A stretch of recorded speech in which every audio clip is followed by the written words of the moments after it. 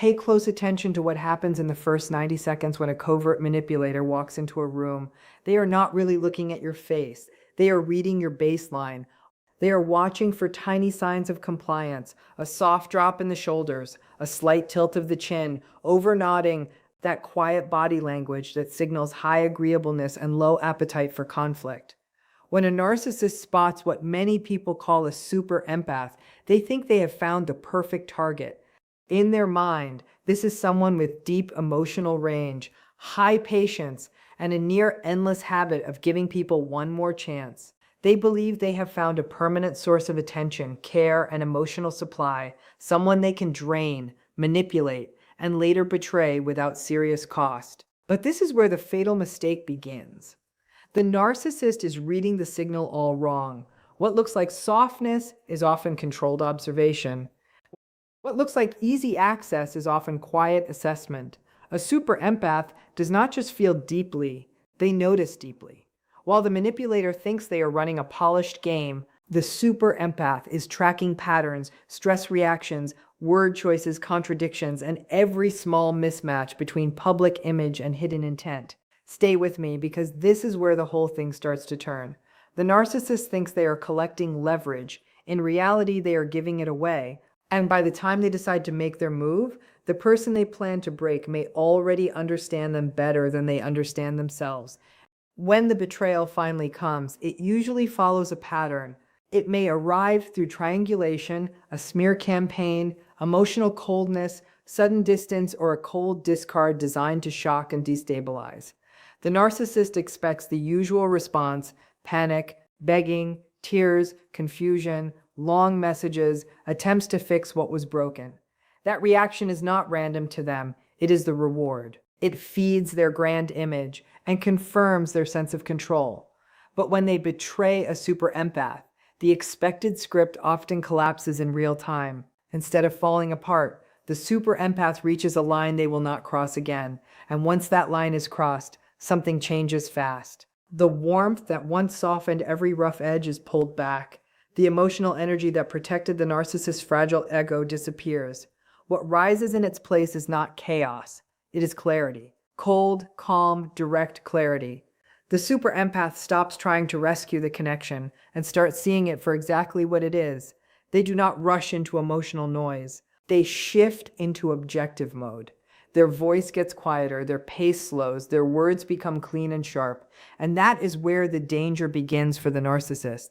Because a narcissist can survive anger, they can twist tears, they can weaponize confusion, but they struggle in the presence of calm truth. Watch what happens next, because this is the point where the power dynamic flips. The person they thought would beg for scraps becomes the person holding the mirror. And once that mirror is raised, the mask starts to crack. If you take only one idea from this whole script, let it be this: betraying a super empath is one of the worst strategic mistakes a narcissist can make. Not because of revenge, not because of drama, not because of some mystical force. It is because the betrayal does not produce the emotional result they depend on. Instead of gaining more control, they trigger a collapse in their own system. Most manipulators survive by running predictable behavior loops. They project a polished image. They scan for weakness. They test boundaries. They create instability. Then they collect the emotional fallout as proof that they matter, that they still have power, that they can still move the room. This works on many people. It works again and again until it doesn't. And the super empath is often the one person who breaks that cycle in a way the narcissist never sees coming. The reason is simple. A standard empath may feel pain and stay stuck in it. A super empath may feel the same pain but still keep a strong core, a strong boundary, and a sharp awareness of what is really happening. They do not just absorb emotion, they study motive. They do not only hear words, they read what the words are trying to do. That difference changes everything. And if you stay with this all the way through, you will see why the narcissist's usual script fails so hard here. The betrayal they planned as a finishing move becomes the very thing that exposes them, weakens them, and leaves them facing the one thing they spend their whole life trying to avoid: a clear view of themselves. At the start of the relationship, the narcissist usually misreads the super empath because their own thinking is distorted. They do not see kindness as strength. They see it as an opening. They do not read forgiveness as wisdom. They read it as poor defense. They look at patients and think this person is easy to shape. But the real difference between a regular empath and a super empath is huge. A regular empath may struggle to separate compassion from self-protection. A super empath may still care deeply, but that care sits next to strong internal rules, emotional discipline, and sharp situational awareness. They do not just notice what you feel, they notice why you want them to feel something. So during the early stage, when the narcissist thinks they are charming, testing, and slowly gaining ground, the super empath is doing something else entirely. They are giving space, yes, but they are also watching. They are tracking tone changes, sudden slips, odd timing, shallow apologies, repeated phrases, and stories that do not line up from one day to the next. Every small signal gets stored. Every pattern gets mapped. The narcissist mistakes this patience for surrender, and that mistake feeds their overconfidence. They think silence means success. They think tolerance means weakness. They think the target is being softened. But underneath the calm, data is being gathered, and that quiet collection phase becomes deadly later, because by the time the betrayal happens, the super empath may already have a full working model of the narcissist's fears, habits, defenses, and pressure points. Keep listening because this is exactly why the fallout hits so hard later. The next stage is where the hidden power of the super empath becomes clear. They do not move through the world on emotion alone. They are often strong readers of behavior. When a narcissist enters their orbit, something subtle switches on. While the narcissist thinks they are presenting a polished identity, charm, pain, superiority, victimhood, mystery, whatever version fits the room, the super empath is already looking past the surface. They notice the split-second contempt when someone else is praised. They catch the slight eye tension when control is questioned. They feel the flattening of warmth the moment attention shifts away. They hear the difference between what is being said and what is actually being signaled underneath it. This is not loud. It is not dramatic. It is quiet, steady, and deeply analytical. The super empath begins building a mental map. They identify the favorite deflection lines, the blame-shifting patterns, the guilt hooks, the old injuries used as shields, the secret shame hidden under the inflated image. They start to understand the inner engine, not just the outer performance. And here is why that matters. A narcissist depends on being seen at low resolution. They need people to react to the image, not inspect the structure. They need fast emotion, not careful analysis. But the super empath is doing the opposite. They are letting the person reveal themselves over time. They are not interrupting every red flag. They are not fighting every small lie. They are letting the whole pattern develop in full view. To the narcissist, this feels like permission. In reality, it is exposure. The manipulator believes they are pulling strings. What they are actually doing is handing over evidence piece by piece until the person in front of them can predict the next move before it even happens. This silent observation phase is so dangerous to the narcissist because there is usually no open confrontation during it. A super empath does not always call out every contradiction in the moment. They do not always react with quick anger, and they do not always rush to prove a point. That restraint gives the narcissist a false sense of safety. They assume the silence means blindness. They assume the patience means compliance. They assume the lack of reaction means their strategy is working perfectly. So they keep escalating. A subtle insult here, a boundary test there, a strange withdrawal, a small lie, a little triangulation, a moment of emotional coldness. Each move is meant to probe the target and measure how much control can be gained. But every one of those tests also reveals structure. Every push exposes motive. Every shift in tone gives away more than the narcissist realizes. The super empath is not being conditioned into submission. They are collecting pattern confirmation. They are separating isolated incidents from a repeat design. By the time the narcissist chooses a full betrayal, convinced they hold all the leverage, they may actually be walking into a confrontation already lost. Why?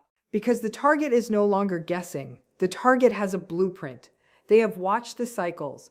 They know the timing. They know the emotional bait. They know the weak spots hidden beneath the display of control.